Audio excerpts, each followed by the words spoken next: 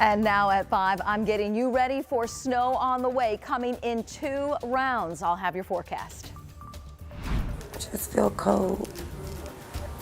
1 minute I'm okay, the next minute I ain't. An Indianapolis family grieves the loss of their 19-year-old killed at his college. Now they're choosing to remember his life. Indiana state senators soon will vote on a bill to redraw the congressional districts in Indiana, but do they have the votes to pass it? What senators are revealing to us about that tonight. I'm not here to try to save the day. I'm going to know where I'm limited, and as we go, it will get better if that's the route we end up going. But again, full confidence in Shane and Chris and the organization in making those decisions as we move forward each and every day. Philip Rivers returns to the Colts complex. What he's now saying about the decision to join the practice squad with the Indianapolis Colts. Live from Indy, you're watching 13 News.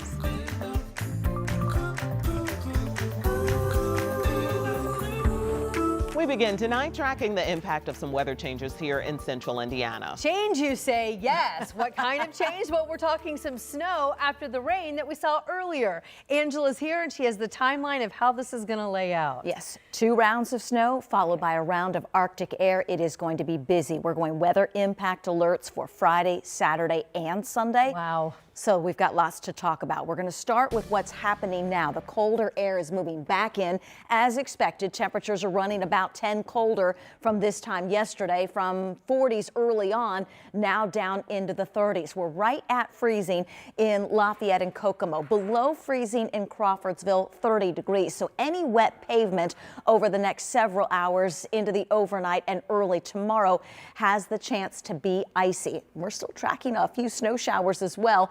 Lake-enhanced snow showers coming into portions of Miami County, specifically around the Peru area. We've got a camera in and near Peru, near Bunker Hill, and you can see the visibility is reduced just a bit because of those snow showers. Not a lot of accumulation, but some minor accumulation on the grassy areas under those steadier bursts of snow. That's what we're dealing with tonight. A colder start, some slick roads, early morning temperatures for our Thursday in the 20s. We are expecting the daylight hours of tomorrow to be dry. However, we all remember what happened the Monday after Thanksgiving. The snow arrived early during that evening drive. That potential exists for tomorrow. Tomorrow night into early Friday, 2 to 4 inches of snow. I'm going to have the hour-by-hour timeline in just a few minutes. Thanks, Angela. And of course, you can track the weather changes along with our meteorologist. This would be a good time because there will be a lot of changes over the next few days. Just check their blog once you download it and you can follow along.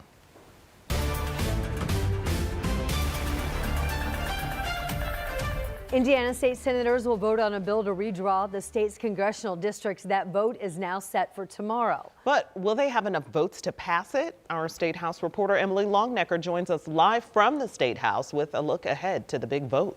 Emily? Yeah, Ann and Felicia, that's the big question. Are the votes there? Republican Senator Mike Crider doesn't think so, and that's significant because he is the majority whip for the Republican caucus in the Senate. That means it's his job to whip the votes, to call folks before a vote on a big bill and convince them one way or another on how they should vote. He says he has not done that this time. Other senators, like Republican Senator Liz Brown, said earlier this week that she thinks ultimately that the redistricting bill and the proposed map will get across the finish line. One thing everyone agrees on, though, is that it's going to be close. Today was about proposed changes to the bill. Democrats offered 3 amendments. One of them called for the state to reimburse counties for any money they have to spend to get ready for elections under new congressional districts should the proposed map pass. All 3 amendments were defeated. Tomorrow's vote comes as senators have faced increasing pressure, both from Washington, with threats to support primary challenges to any lawmaker who doesn't support redistricting. At least 10 senators have also faced various kinds of threats and intimidation tactics in the past month. That includes Senator Crider, who says he's received 3 threats just this week. When you get kind of bullied and threatened, if that tactic works, then you can expect to deal with that for the rest of your political career. And so I'm a kind of guy that if you start pushing on me, you're going to get a reaction. And so I think you know, some of the things that have happened, I particularly dislike the idea that my wife has to think about closing the drapes and read emails that our house is going to be firebombed in the middle of the night, and those kind of things. And my kids and my grandkids and things are impacted by things like that. And so to me, this has been really a kind of a discouraging thing that we're experiencing this in Indiana. It's not been our style in the past, and I'm hopeful that it's not something we deal with in the future. And Kreider called this a bad environment to be in right now. And he said that after this is all over, he thinks that you're going to see a lot of lawmakers decide to retire because, in his words, they don't want to play in this world anymore because, he said in his words, they're pretty sick of this whole thing. I asked him if that also included him, and he said he wasn't sure. Now, Senate President Pro Tem Rod Bray said earlier this week that we're all going to find out together tomorrow where everyone stands on this and how this votes. We certainly know where Democrats stand. They are against the proposed map and this redistricting bill. So tomorrow it's really going to come down to how each of these Republican senators votes on this bill. And Felicia? All right, Emily reporting live for us. Thank you. Also, looking ahead to tomorrow, we're told there is a rally planned there tomorrow ahead of that vote taking place. Women for Change are asking people to pack the State House in purple for fair maps at 12:30 tomorrow afternoon. We'll stay on top of the happenings there. Also at the State House, the state senator's Immigration Enforcement Act is moving on to the full Senate. This is State Senator Liz Brown's bill we first told you about last night on 13 News at 5. It passed out of committee after testimony and amendments. Now, a large part of the bill focuses on cracking down on businesses that hire undocumented immigrants, including thousands of dollars in fines. It also sets standards for jails to follow ICE detainer requests and would require the FSSA to provide reports on the number of undocumented immigrants enrolled in social service programs. Tonight, we're hearing from the Department of Homeland Security after dozens of people were turned away from a naturalization ceremony in progress here in Indianapolis. That move has left 38 people who are expecting to become U.S. citizens now wondering tonight, what is next? So why did this happen? We reached out, and the Department of Homeland Security shared a statement saying that it paused naturalization decisions for some people while it vets and screens them to the maximum degree. The statement went on to say, quote, "This pause will allow for a comprehensive examination of all pending benefit requests for aliens from designated high-risk countries." Well, tonight we've learned the 19-year-old killed in a shooting at Kentucky State University was from Indianapolis. The family of Dejon Darrell Fox Jr. shared these photos of him with us. They say he was a sophomore at KSU, and in fact, near the end of the semester, he was just days away from wrapping up the fall semester. As you can imagine, his family tonight is in shock, and it's very difficult for them as they try to express just who he was, what he meant to them. Our Ashton Hackman talked with Fox's mom and also his grieving older brother today. Ashton, what a tough time. Yes, it is, just because he was days away from coming home from winter break, getting ready for the holiday season. And as you can imagine, this family is just figuring out how to process all of this. She said that Dejon was the first in his family to go to college right out of school. In the 24 hours since the shooting, words understandably hard for his family to find right now, but the ones they did find describe Dejon as someone who was goofy, fun, outgoing, and always staying out of trouble. He graduated from Victory College Prep here in Indianapolis, where he played basketball. The call his mom got yesterday, it's one no family expects to get. And they say he died, I think, at 4:17. I think I got called at 3:20. I never would have made it in time. All he do is make people laugh. I don't know too many people who dislike him. How could you dislike him? His family rushed down to KSU right after the shooting. Now, they wait for his body to come home. They also are waiting for more answers in this shooting. The other student injured is still in critical condition. We've learned the suspect, 48-year-old Jacob Bard, is the parent of a KSU student and from Evansville. He's being held in jail right now on murder and first-degree assault charges. Anne-Marie and Felicia, in the meantime, KSU is suspending classes for the rest of this week. But I mean, just talking with his mother and brother today, just 24 hours after that shooting. Luckily, they have a big support group that were there for them today. They're going to need it in the next few months. Yeah, it's just awful. And we're still waiting to learn from officers what they think was a potential motive or connection in this case. Yes, a lot to piece together. Our sister station down there in Louisville, they're gathering those elements for us. So, of course, when we get updates, we'll let you know. Ashton, thank you so much. Well, the Morgan County Economic Development Corporation is calling its partnership with Google the next generation of economic stability. The company is outlining new promises made as it builds a new data center in Monrovia.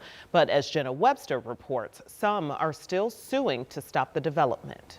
Google is ready to begin construction on its 550-acre data center campus in Monrovia. Ahead of its groundbreaking, it's now saying it will pay for 100% of its electricity uses and any new grid infrastructure.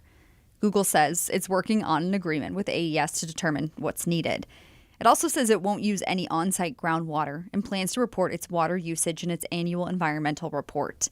But residents are still suing to stop the development and say they don't have enough information about the project. On exactly how many millions of gallons of water they're pulling, where they're pulling it from. Why do we have to get this information from a press release? We should be getting this information from our government, who is holding them accountable. I don't want it on your environmental page, Google. I want it from my government. Google plans to give $1 million to Monroe Gregg Schools, Churches and Mission Food Bank, and Community Foundation of Morgan County. That's in return for an agreed 50% abatement on property taxes for 10 years on data center buildings. Google says construction begins in February. Jenna Webster, 13 News.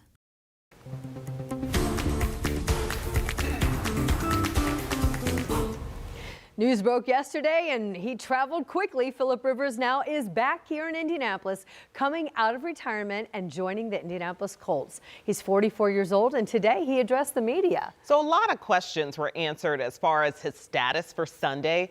Dom was there joining us now and everyone is talking about this. What did you learn today? All right, I learned that this isn't a drill, okay? I learned that no matter what happens with Riley Leonard, it's my expectation that Philip Rivers is going to play football for the Colts at age 44, if not this week, sometime in the next 4 weeks, all right? This all happened very, very quickly. Shane Steichen and Chris Ballard called Philip Rivers to gauge his interest after Daniel Jones went down on Sunday. He said, heck yeah, I'm interested at least. He came up here to work out. The arm looked really good, all right? They let him sleep on it.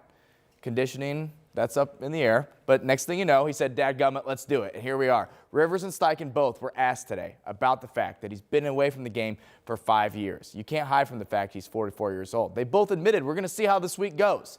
All right, Riley Leonard practiced today. He told us he's good to go. Steichen was asked if Riley Leonard was healthy, would he start? He was non-committal to that. He said, we'll see how the week goes with both he and Philip Rivers, and they'll make a decision at the end of the week. Steichen and Rivers both say his familiarity with the offense is paramount and was paramount to this even becoming a possibility.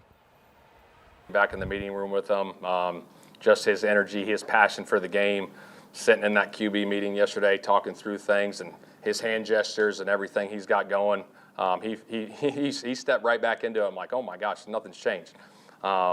His brain, like I said, he's one of the smartest players, coaches I've ever been around. The way he sees the game is on a whole different level.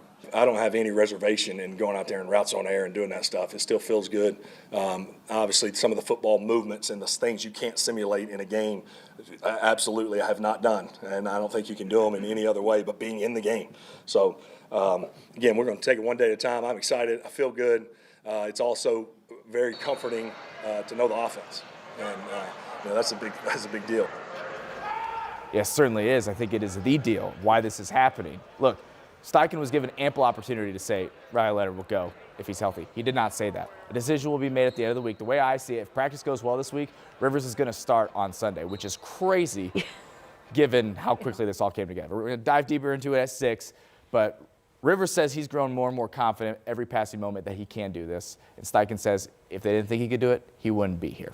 Yeah. So. And just your overall vibe and impression of being with him in the room today, what was that? Well, he exceeded my expectations. Just being on the, just being on the podium. Oh, okay. Guy's electric. Okay. Yeah. He's not have any illusions about how this looks or that he's in the best shape of his life or anything like that. Yeah. But as far as right here, getting the ball where it needs to be, running the football, being in the offense with Shane Steichen. That goes a long way. That's half the battle right there. Yeah. So, I mean, he's confident he can do that. He looks I excited, believe him. too. He is. I mean, you got to have some confidence to get out there and do something. I mean, he has people half his age trying to knock his block off. So, Well, I mean, he's got you something got to to have prove. some confidence. Yeah. The confidence and also the motivation to be like, I'm not going to let them down. I can do this. And that's what Shane Steichen said. He said the fact that he wants to do this is Right. incredibly impressive. He's resetting the clock on his Hall of Fame status if he were to play and be activated off the practice squad. He doesn't care. He wants to play football. Yeah, he's rewriting what could be his legacy, and it can go either way. Yeah. Let's not forget, they're in the contention for playoff berth here. Right. They wouldn't do this just, on a whim. So Right. we'll see Okay, how it plays Tom. out. That is a very Wow. interesting conversation. Yeah. All right. I feel like we could talk about this. Yes, we could. Okay. But there is other news today. So you can see more of what Rivers had to say at today's press conference on WTHR Plus. We have that streaming right now. Angela, so fascinating. It is. It's more fascinating than the little rain to little snow I have. But perhaps more fascinating is the fact that we've got a couple rounds of snow headed our way. Find the shovel, 2 to 4 inches, maybe 5 on the ground by Friday morning. 2 pedestrians hit in the same area, and it happened just minutes apart.